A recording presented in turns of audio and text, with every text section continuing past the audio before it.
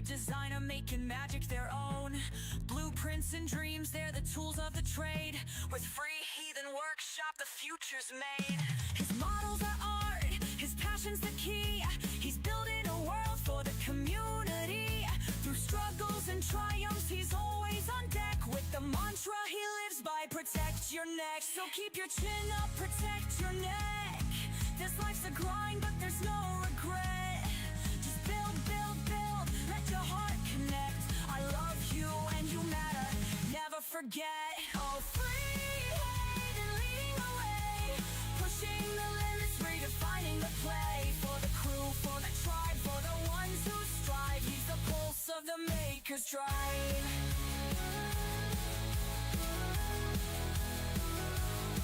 It's more than prints, it's a way to rise through the sweat and tears under burning skies. He's here for the makers, for the love he gives. With every design, he shows how to live. All free and leading the way, pushing the limits, redefining the play. For the crew, for the tribe, for the ones who strive. He's the pulse of the maker's drive. So keep your chin up, protect your neck.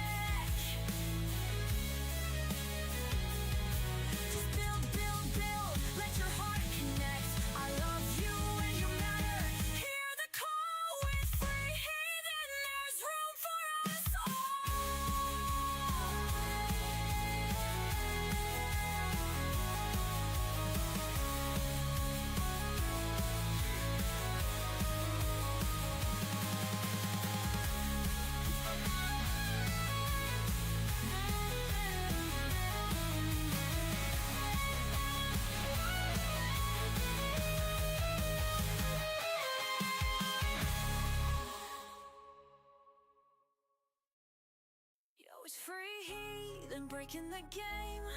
For the makers, the dreamers, remember the name. Crew and tribe, we're riding this wave. For every creator who dared to be brave. He's the man with the vision, designs that inspire. Fueling the scene with relentless fire. From the crew to the tribe, he's breaking the mold. Building a legacy that's fierce and bold. Promoting the makers, he's lifting them higher. Every model a spark, every print's desire. He's got the skills, the hustle, the drive. Free heathen workshop, keeping dreams alive. So keep your chin up, protect your neck. This life's a grind, but there's no regret.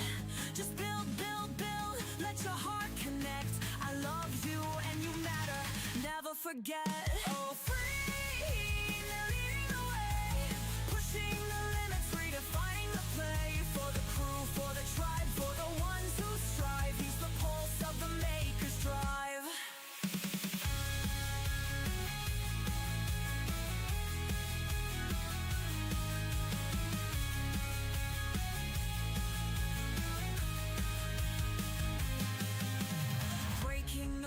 Yeah, he's setting the tone. For every designer making magic their own. Blueprints and dreams, they're the tools of the trade. With free heathen workshop, the future's made. His models are art, his passion's the key. He's building a world for the community. Through struggles and triumphs, he's always on deck. With the mantra he lives by, protect your neck. So keep your chin up, protect your neck. This life's a grind, but there's no regret. Just build, build, build, let your heart connect. I love you and you matter, never forget. Oh, free and leading the way, pushing the limits, redefining the play. For the crew, for the tribe, for the ones who strive. He's the pulse of the maker's drive.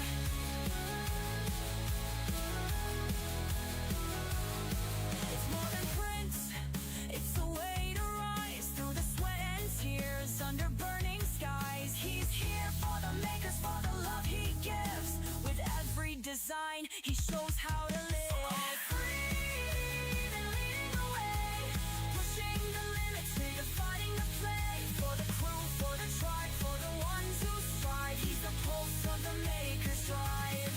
So keep your chin up, protect your neck.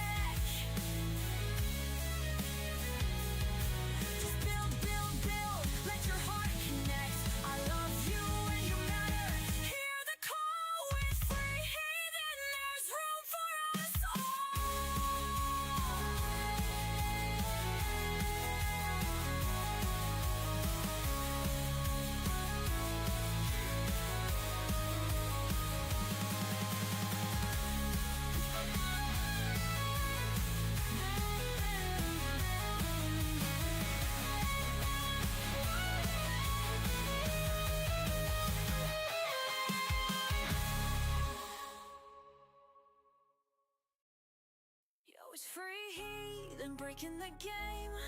For the makers, the dreamers, remember the name. Crew and tribe, we're riding this wave. For every creator who dared to be brave. He's the man with the vision, designs that inspire, fueling the scene with relentless fire. From the crew to the tribe, he's breaking the mold, building a legacy that's fierce and bold. Promoting the makers, he's lifting them higher. Every model a spark, every prince desire. He's got the skills, the hustle, the drive. Free Heathen Workshop, keeping dreams alive. So keep your chin up, protect your neck. This life's a grind, but there's no regret. Just build, build, build, let your heart connect. I love you and you matter, never forget. Oh, free, they're leading the way, pushing the limits, redefining the play. For the crew, for the tribe, for the ones who strive. He's the pulse of the maker's drive.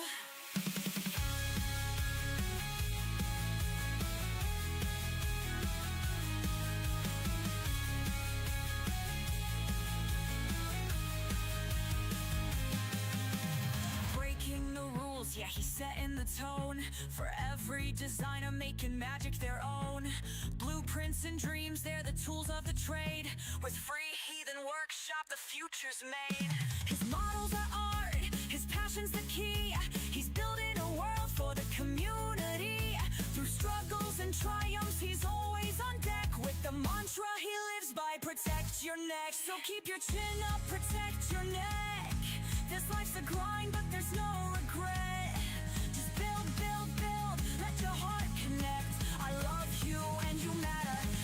Forget, oh, free, then leading the way, pushing the limits, redefining the play. For the crew, for the tribe, for the ones who strive. He's the pulse of the maker's drive.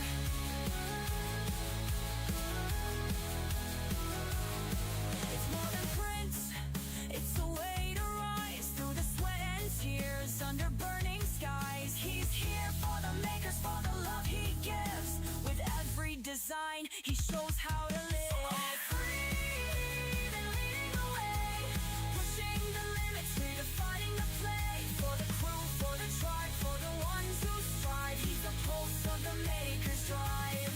So keep your chin up, protect your neck. Just build, build, build, let your heart connect. I love you and you matter. Hear the call with Free Heathen. There's room for us all.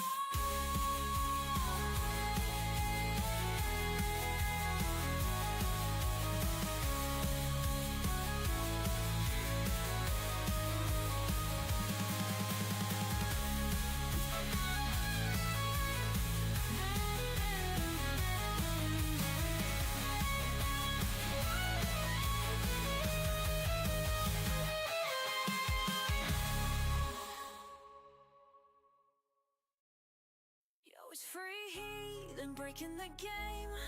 For the makers, the dreamers, remember the name. Crew and tribe, we're riding this wave. For every creator who dared to be brave. He's the man with the vision, designs that inspire, fueling the scene with relentless fire. From the crew to the tribe, he's breaking the mold, building a legacy that's fierce and bold. Promoting the makers, he's lifting them higher. Every model a spark, every prince desire. He's got the skills, the hustle, the drive. Free Heathen Workshop, keeping dreams alive. So keep your chin up, protect your neck. This life's a grind, but there's no regret. Just build, build, build, let your heart connect. I love you and you matter, never forget. Good morning, good afternoon, and good evening. Welcome to the Free Heathen Workshop. My name, of course, is Maker Millwright. Welcome into my laboratory. Today is Wild Wednesday. Oh, the wildness. Ooh. It's not going to be that wild. We're going to start with a follow. Hello, sir. It's not going to be all that wild to start, but we had a banger of a startup tune. Phil Collins, I Can Feel It in the Air Tonight. Man, does that song hit the spot, man. That just drills it home. Let me tell you. Not only that, but I love that song in the Miami Vice movie. which I know not everyone's a huge fan of, but I really liked that Miami Vice movie.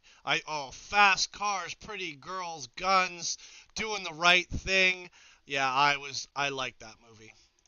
So welcome in, welcome in. Now we got some Leonard Skinner going. We got some bangers going. I like bangers.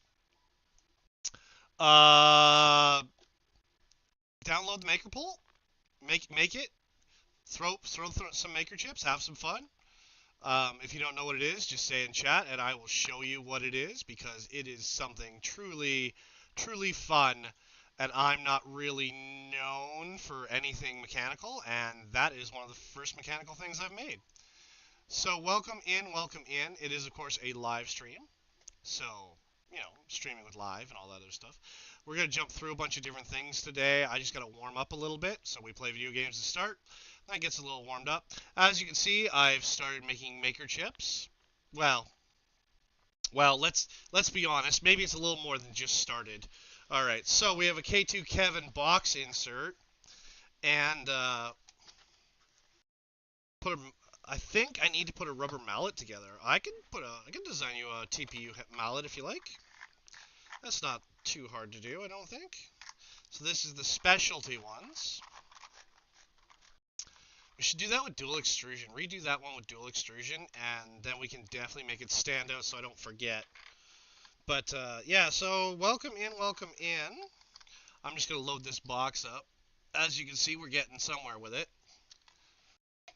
Of course, using our favorite brand right now, Polymaker, to do some promotion and whatnot.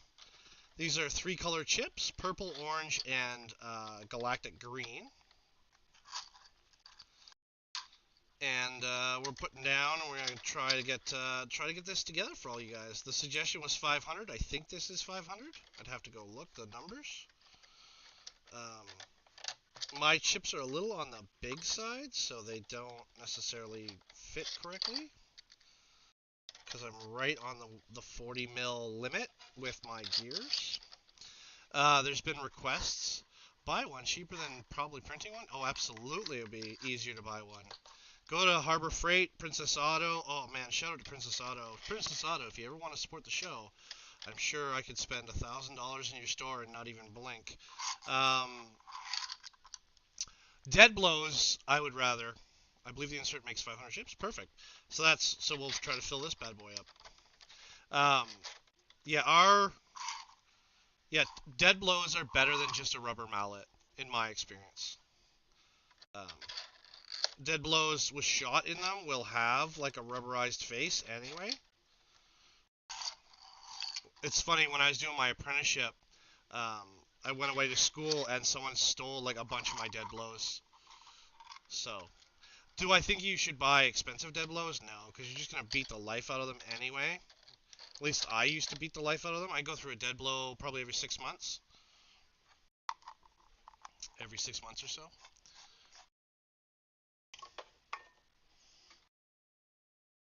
But this should excite the community. I'm not really known for doing maker chips, so.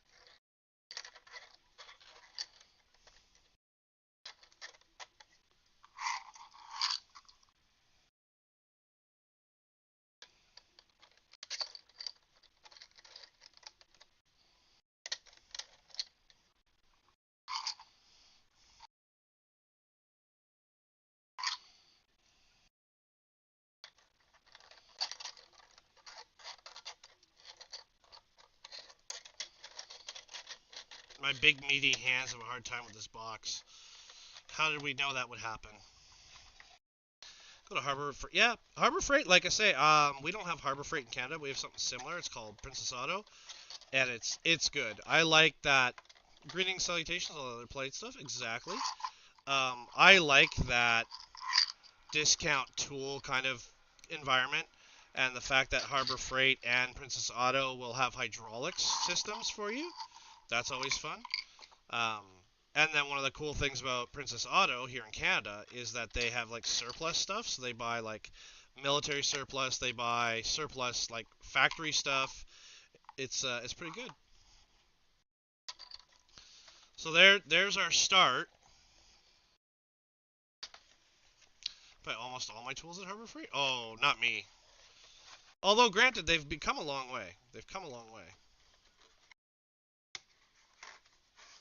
Yeah, fits nicely in the box. Black. I thought that would be funny. It's like I haven't used black in forever, so it's funny that is. So again, yeah, shout out to everybody. I probably have the Discord open today. We should probably do some designing, probably make something new or something near new. And I don't know, we make stuff and do things around here, so you know. And then we have some requests. I believe there's some requests for some designs. Although I think what we have to do is I think we have to do some ChatGPT business. But yeah, this one is this one full? Yeah, that one's full. That one probably should go into my luggage already.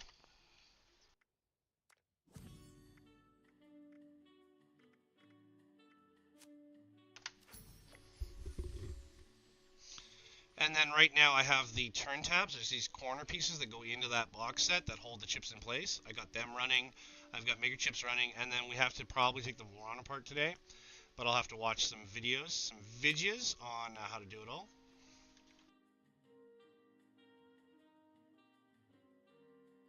Is that a dolphin or a porpoise? That's a good question. I wonder what building that is. Fishmonger bundle?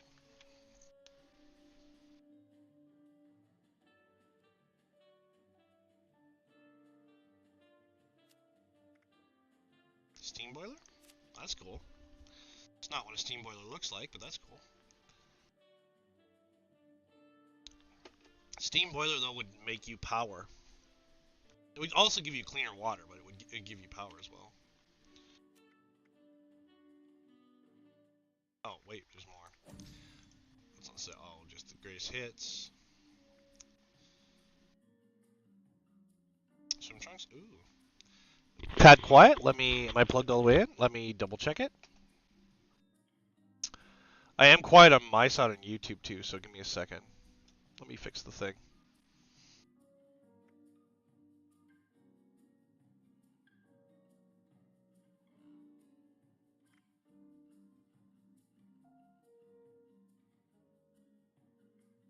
No, we're maxed out there, so I can probably max this out here on the channel. Yeah, we are maxed out on the channel. That's better. Oh. Eat the mic. Eat the mic, right? Eat the mic. Eat the mic. Or maybe have the mic a little higher. But yeah, I hope you guys are all having a good day. I know I got some of the stuff cleaned up in the lab here. Waiting on a few things.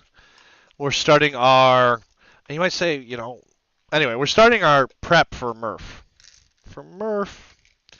And for us, you know, I can't believe, we got 10 days of printing, 11 days now, because I missed one of my cycles for Maker chips. To make 500. So, something like 11 days of straight manufacturing.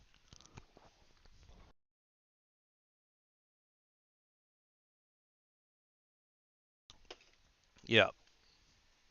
But there is a couple secrets I have because I have two dual extrusion machines, a single multicolor machine, and a single extrusion machine.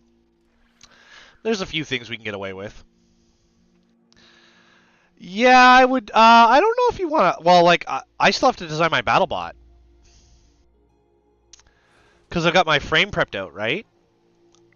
So I still have to prep out my BattleBot. And then what we need to do for that, sadly, is we're gonna have to clone some ideas because I really don't know enough about. That's weird. I don't know enough about battle bots to come up with a unique design right off the bat, so we'd have to clone one. I have 2 events between then, and I took the most damage I've ever taken in a single event last weekend. Ooh, tell us more. I know I saw the post on the Discord. Oh, we were just lagging. I saw the post on the Discord. So that's, you know, that can't go wrong with that, right? Okay, what are we doing? Destroy Assaultron, destroy robots, hack a terminal. Well, we can do that. What else do we have?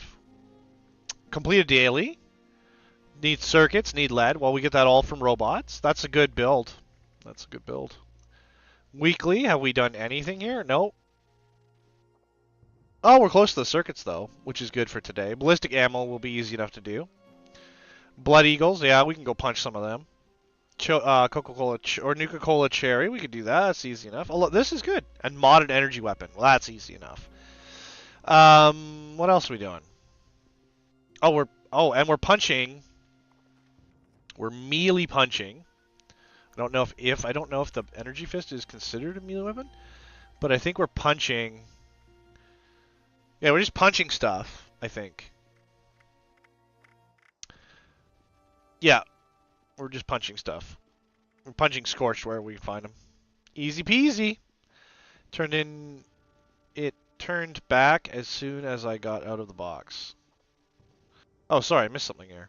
Most of the bots I faced were top 50.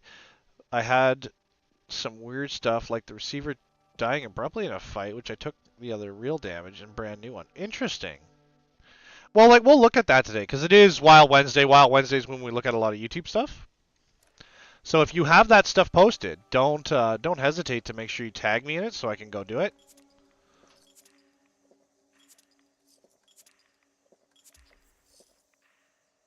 Right? Never like, we're here to help you guys promote, right? For all of it, you know, I want to see you guys succeed.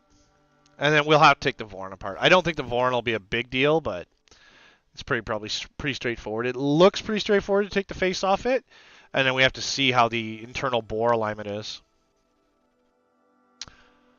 I have posted a bunch of stuff. Okay, make sure you tag me where you want me to start, because I fall behind on those channels. And then we're just gonna go over the airport, I guess.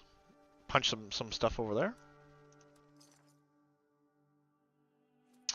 And then I don't know. Do we start looking for armor components?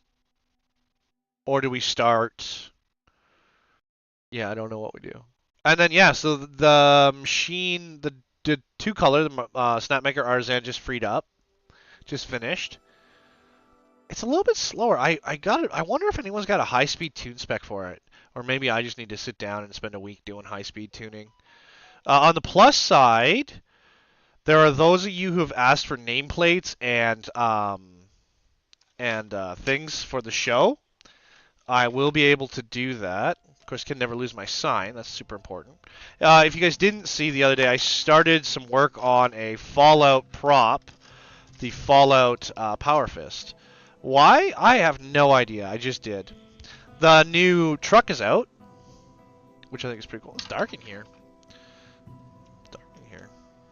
But the new Fallout, or the new station wagon is out.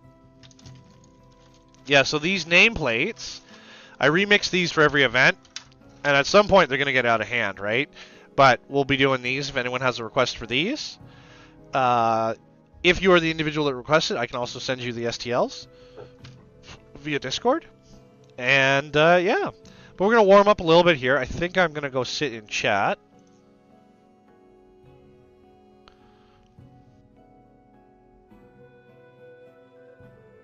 Okay. Yeah, we can do that for sure. We can do that for sure. So I'm going to go sit in chat live stream. I'm going to mute my side. So if you come in, you have to let me know. And then we'll go from there. And then YouTube, you like your commercials, right? Tuesday gone? Nah. Oh, All Along the Watchtower. Oh, no, is this? No. Another Day in Paradise for Phil Collins. I like that All Along the Watchtower they did for, They did it for... What did they do it for? They did it for Battlestar Galactica, where they detuned the instruments.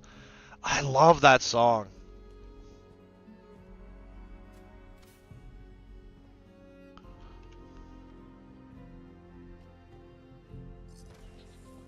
And then I have a project which I don't know if I should put on the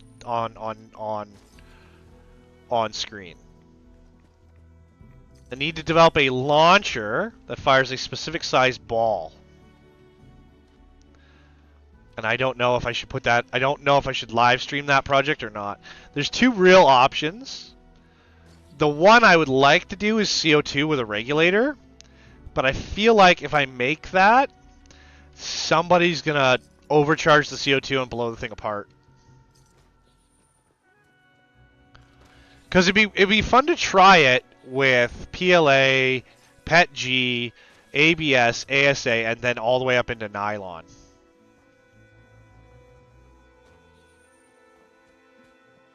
Right? Give you multiple options.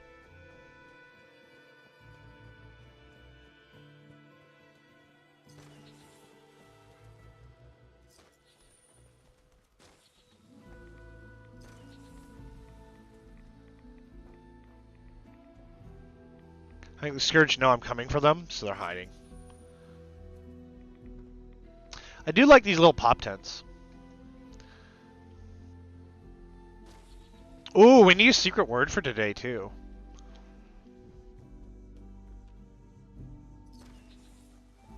How about baseball cap? Today's secret word is baseball cap. It's 2 words. I know it's a little more complicated than 1 word. But if you're watching the VOD, if you're watching the video after the show, make sure you post it in chat, and I will see it, and we will know.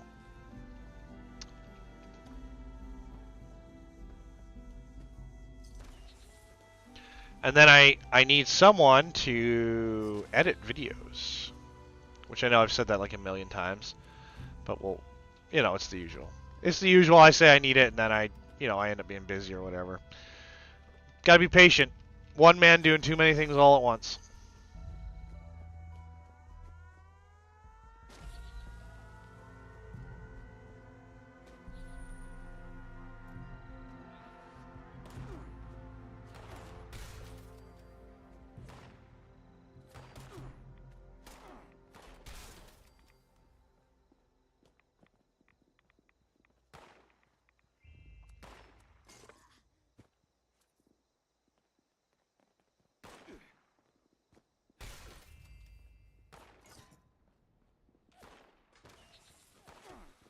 So what fun, creative thing could we do today? I'm all out of engineering PLA, so it's hard to do minis outside of... minis outside of engineering PLA can be done, but I prefer engineering PLAs to do it, personally.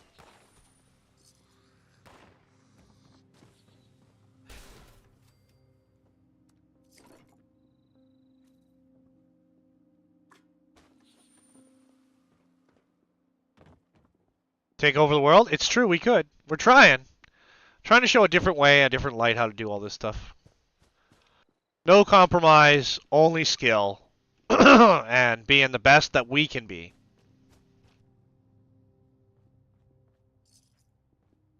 We're lagging something fierce today.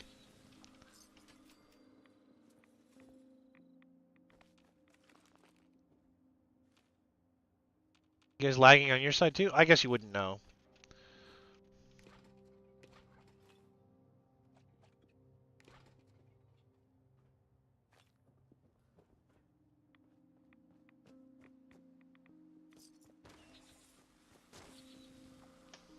Although we could make new weapons in the game. I don't know, what do you guys want to work on? Well, hello, Jose! Well, hello, sir! Good to see you, my friend. I have something dumb to show you if you want to see it, if you got a minute. It's dumb, though. You may really appreciate it. Yeah, always a pleasure, man. Can't wait to hang out with you at Murph. So you're gonna have to make some time to talk to us small streamers, you know. Okay. Okay. So it's dumb. It's dumb. It's cool, but it's dumb. All right. So I'm sure you're well aware of Maker chips, yeah? Right? So you know what maker chips are, right? Let's just take a sample out of here. These are the custom ones. The only way to get these ones is you got to ask for them, and they're all kinds of jank. Sometimes they're not even done right. Anyway, so we got our maker chip, right? Well, I couldn't find a way to improve the rubber band launcher that was designed by Built Over Bot and TechJeeper. Couldn't find a way. Well, I found a way, but it would make it too powerful. So, of course, me being me and never leaving anything be, I was like, well, we still need a way to launch them. So we now have a gear-driven catapult. And yes, there has been requests to motorize it. There has been requests for autoloaders for it. So we're savvy to this. You guys can get this off. Whoops, you can get this off Thanks, Maker World, wherever you want. That's the normal size. Wait, it gets better. Oh, well, it gets dumber. I don't know if it gets better, but it gets dumber. So, as I am one never to really,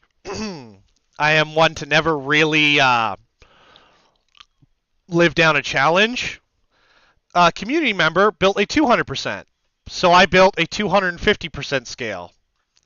And actually, with a little retuning of the design, I can get even bigger. So this is, I think the largest we can get is 329% scale.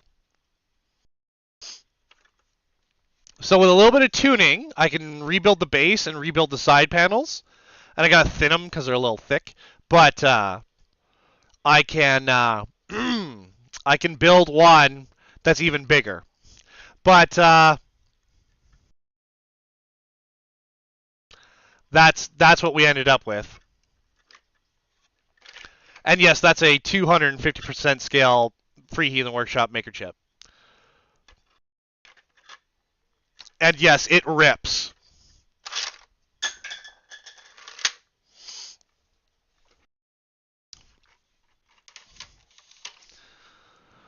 Yeah, so, you know, just figured I'd give you something to enjoy. That's exactly what it's for. It's like you read my mind, sir. What if, right? Because maker chips are sweet, right? But we're trying to make them more than just poker chips. We're trying to make them more than just, collectibles. What if we had a little game where we saw who could launch the farthest because the engineering that goes into each maker chip can be designed to be efficient, right?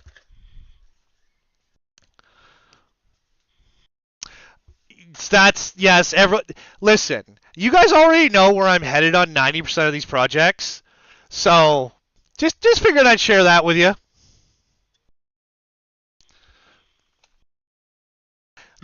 Apparently, nothing is hidden from you guys when I design stuff. If you've been on the channel for more than a minute, you can always tell what the next step is for what I'm gonna do. It's really annoying. It's amazing, but it's really annoying. Nothing surprises you guys anymore.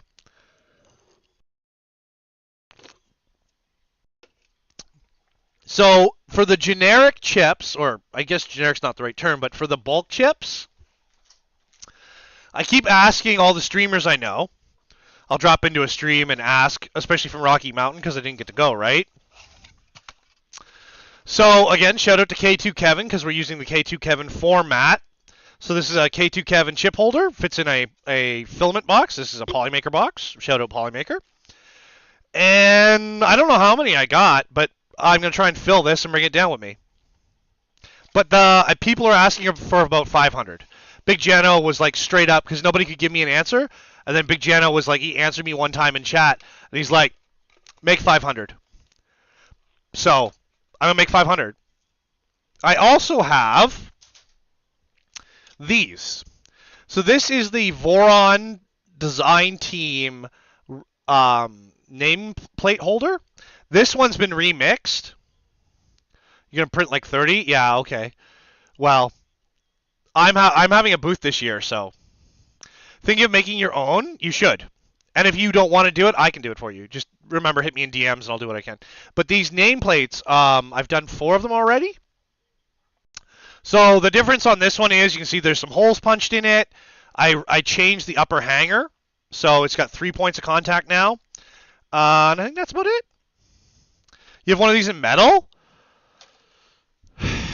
I don't know how I would mill that in metal because all the weird angles in it. because I could mill it out of aluminum. It is possible. Although, I'm not sure, like, I don't know CNC milling procedures, so I just do it the rough way, but, like, ideally you'd cut the center out, and you bore this out, and then mill it either from the back or the front. I don't know, but we could make one of these, and if I had the material, we could make one out of metal. So,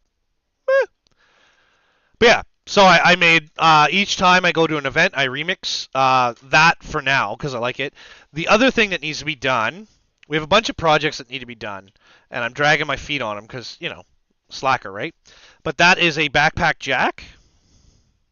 He needs to be remixed, but he's a little jack that you can hang off your backpack. A little FHW there on the bottom. I gave a bunch of these away at Smurf. No, mostly to the kids, right? When an adult asks for them, they get them, but generally it's for the kids, right? And I only bring a few, maybe 20. Yeah, well, and then the other thing we do, which you may have seen, is actually we do one for each event. So let me show you. Let me show you. Ooh, Wayward Son. Kansas, I believe, is the band. So we come in here, and because it's normally one of my fundraiser projects. So it's a paid model. It's $4 or whatever, because I use it for raising funds, right? And so this is Backpack Jack. He's $4. And I painted a few and gave them away to people. I painted like 3 or 4. And then there's your scale, right? That's a maker chip, so it gives you scale. And then we do one with a sign. And then this one ended up getting painted. I ended up giving this one to Polymaker. So I got to make them another one. So, but... Oh, pictures are loading. But, so we have to make another one. But there's one for every event I go to. I like to support the events where I can. Even if they don't know who I am, I like to support. And then I bring a few. But yeah. You boys at LDO, all you have to do is wave. You just have to wave. I'll come over, say hi. We'll have our hope is to have a booth. The team behind me has contacted Murph, and they're not concerned about me buying a table. So they're like, show up, be on time, be ready. We'll have a table. Booth! He's come out of the booth. But yeah, and then we've offered to share with other designers because we want to make sure everybody gets a seat at the table, right? So, yeah, I'm just warming up, playing some video games to warm up, and then we'll be doing on stuff. I know you're probably super busy. Oh, did you send it?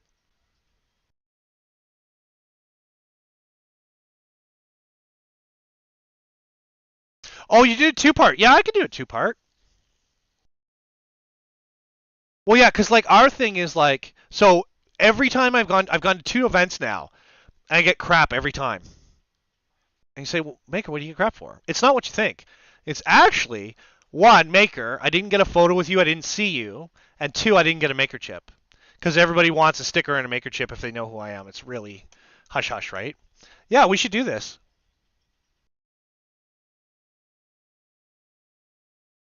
Okay. Well, we still haven't decided on merch or anything like that, and I don't know if we'd end up selling anything, because I can't as a foreigner, right? It'll screw up my... if I ever apply for a visa, it'll screw me up. It was given to you? This is laser cut by the looks of it. This doesn't look milled. And it's awesome, and... yes. Now, with me, remember, I don't like anything... I like texture. I got problems with my hands, so I like things with texture. So, if I had done this for you, it would all be all textured.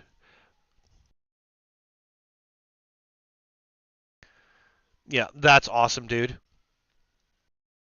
That's excellent. Excellent.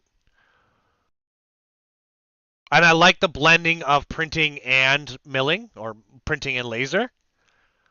I like that. That's really cool.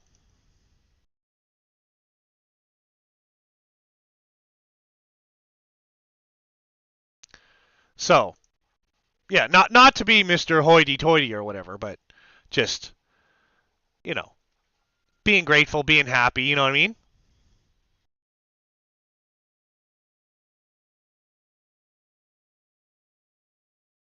So, yeah. But yeah, I need some instructions for suggestions. 3D printed QR codes on your link on your Twitch, YouTube subpages is a way to go. What? Yeah, you can change it up for different shows. Well, no. So the thing with 3D printing, because 3D printing is so inexpensive, I make a new one for every show. So what I generally suggest is people they don't have to, but because this one uses pins, right? Yours screws together. This one uses pins, so you gotta glue it in like I do and save it so you remember that show, so you have a little bit of memento, I guess is the word. Or you could just put the filament in, pull the filament out, and you're good to go, right? But yeah, the variant colors stuff. I'd love to mill one. I don't think I could laser cut one, although I do have a laser that might cut it. But I'd rather mill it. I love milling. I just don't know how you'd cut that centerpiece out nice.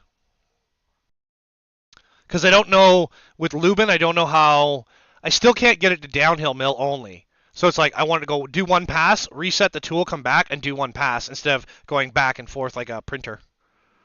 So, I love milling. I love the smell of burnt metal. Oh, I just, don't mind me. But yeah, so, you gonna be on the hook, sir. We're gonna have to hang out and talk some trash about machines. Oh, you want to see the remember I was telling you about that frame I did, and then I never released it because within 6 weeks of me doing the basic frame design and the sketch, there was like a bunch of them. There's my frame. That's just the concept for the frame. Oh, dude, West 3D was in here the other day. I can't wait to meet them. He's in Canada now too. Should tell him to send me a DM. But yeah, what we would do is we'd run this on stepper controllers, and we'd set it by limit switch, and that would set your inserts every time. And then you could have a heat control via the control box as well. Same depth, same everything every time. And because it's on a screw, right? I think that's a 2-start screw. It maybe 1-start screw, but it doesn't matter. You'll be able to get that load that you need to push the heat insert in. I designed one a long time ago, released the sketch publicly, and then within 6 weeks there was a bunch of different versions. I was like, oh, okay. Well, yeah, because like I'm a concept guy, right? I don't know any other watching channel. If you don't know, I come up with wild ideas and then we build them. And then the other thing is, I don't have a Death Racer, but I'd like to play with one. So if you guys are bringing one, I'd like to play with it. I'm bringing my BattleBot, but I might be doing a new body for mine. Yeah, it should be more than enough. Yeah. Okay. I release sketches. That's like, I just design something, and then ideally I'd work with somebody else to finish it, right? But yeah, I'll be bringing my BattleBot. It might be into a new body by then, because it's not that. Take me a day to design the body, day to print it. We're good to go, right? That's what yeah, exactly. Well, a lot of designers are like, no, just us. Like, just me or just one of me. No, I like to work with lots of people.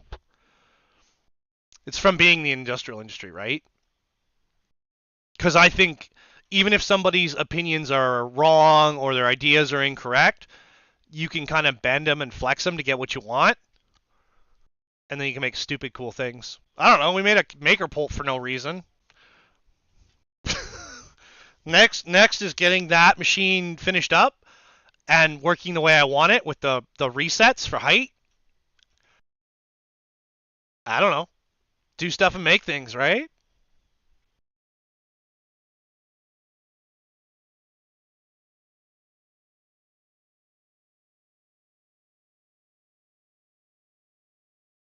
Oh, Wolfman, I don't even have a website.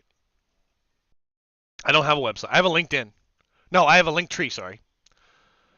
I don't even have a LinkedIn. I have a Linktree. So, like, yeah, I'm hard to find. Ooh. Yeah, I think right now this QR code is a Rickroll, so pretty sure. Although when I asked someone to get the QR code for me, they may have ruined my fun and given me the proper link tree because I asked for a shortened URL for a Rickroll. Me? Chaos? No. I'm easy. Just Google me, man. I'm everywhere. I know people hate that, but it's true. It works. I should have my son and my daughter there, and my dragster, and here we go. Yeah. Are you talking about my QR code? Hello, Retro. No, I think yours works, but that's not the one I put on the. That's not the one I put on the main maker chip I'm releasing. I didn't make Death Racer because I have some serious safety concerns about them, but it looks in the rules and weapons. Yep. 20 seconds. That's fine. Don't worry about it. Yeah, I know. It's $300 for a Death Racer's components for me, being Canadian. So unless someone gives one to me, it's out of my price budget. Because we want another kit for BattleBots, which is on the throne. It's already being funded. It's not fully funded, but people have put money into it already. So, we're getting into that ballpark. But yeah, so like we have to do a new body. I might just do a triangle. I don't know. It's kind of boring. It'd be nice to do a triangle with a lifter, but I'd have to shorten the lift arm. Yeah. Yeah. Well, see, for me, printing one in off material, because again, my stuff is not really designed for general competition. Like anything I want to do, I'm more interested in doing with the tribe than the bulk of the community. So if I made one and it was nylon and ABS, I'd tell everybody. You know what I mean? Like the first thing I'd be like, this is not. Oh, you can play Death Race. I can't. Mine's cheating. I'm cheating. And then people are like, what? And I'd explain. So, like weighted counter masses and things like that, you know. It's all for fun. It all depends on whether or not you commit to actually signing up or trying to get some side. I just wanted to get some side action. I'm not worried about main event. I don't even really want to compete because I've driven it around here. That's it. I have no experience, and so we're gonna do a body and bring something. I just have to make sure I get the volume right, and that's it. I do want to do bigger wheels though. And the problem right now is that for some reason the ID on everything I print with the Snapmaker is a little undersized. Well, I can have a booth. So like me being able to go and do tournament play? No. And when the tournaments are running is when people are going to want to come talk to me because it'll be smaller, it'll be easier to talk to me. So, Wolfman is really on me to do the tournaments. So is Jupiter Robotics. They're the two main voices in our BattleBot community here. Yeah. So it's like, and yeah, I'm not super famous by any means, but the amount of back channel conversations that are happening right now about like what I need to bring is wild. So, and the fact that every time I go to an event and people don't get to meet me, I hear about it is I don't want to leave anyone disappointed again. My goal is definitely to be there. So, yeah. That's my goal. I don't know. It's not a very noble goal because it's pretty cool to meet everybody who comes to see me. And I love it when people ask me questions about stuff. So, meh. I don't even have a printer. I'm bringing my laptop, but I don't have a printer yet for the event. Which would be really beneficial to me is if I could print stuff. Yeah, just don't put any cardboard boxes on the ground. No doubt.